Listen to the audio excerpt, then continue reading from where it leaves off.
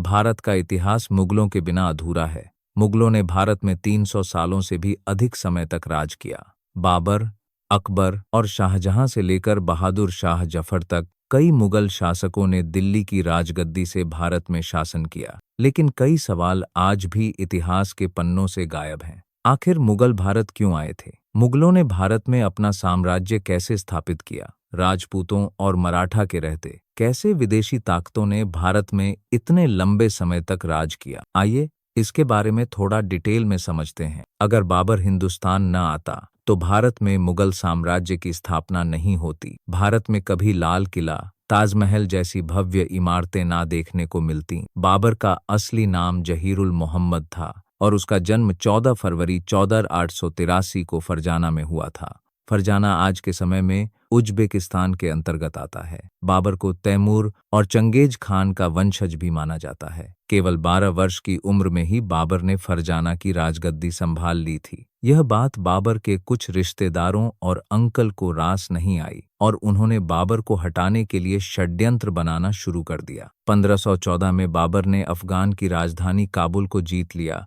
और अपनी सत्ता स्थापित की। लेकिन बाबर को इससे संतुष्टि नहीं थी। उसने भारत की ओर रुख किया क्योंकि उस वक्त भारत में अपार धन था। 1550 में बाबर ने भारत में एंट्री करने की योजना बनाई और काबुल से भारत का रुख किया। 15 दिसंबर 1525 को उसने सिंधु नदी पार की और पंजाब प्रांत को जीतना शुरू कर दिया। बाबर के पास मात्र 12,000 सैनिक थे, लेकिन उसने बारूद और तोपखाने का इस्तेमाल किया। पानीपत में हुई इस ऐतिहासिक लड़ाई में बाबर ने अपनी रणनीति का भरपूर इस्तेमाल किया। 19 अप्रैल 1526 की रात को बाबर ने अपनी छोटी सी सेना को लोदी के कैंप में भेजा। जैसे ही कुछ सैनिक लोदी के कैंप में पहुंचे, लोदी की सेना ने उन पर हमला किया। बाबर ने जानबूझकर यह किया ताकि उसे युद्ध का सही मौका मिल सके। 21 अप्रैल 1526 को बाबर ने अपनी सेना को आदेश दिया और एक जबरदस्त तोप हमले के साथ युद्ध को अपने पक्ष में किया। अब बात करते हैं अकबर की, जिसने मुगल साम्राज्य को असली शक्ति दी। अकबर का शासन धर्मनिरपेक्षता और विविधता में एकता का प्रतीक था। उसने राजस्थान के राजपूतों से लेकर हिंदुओं तक सभी का दिल जीता।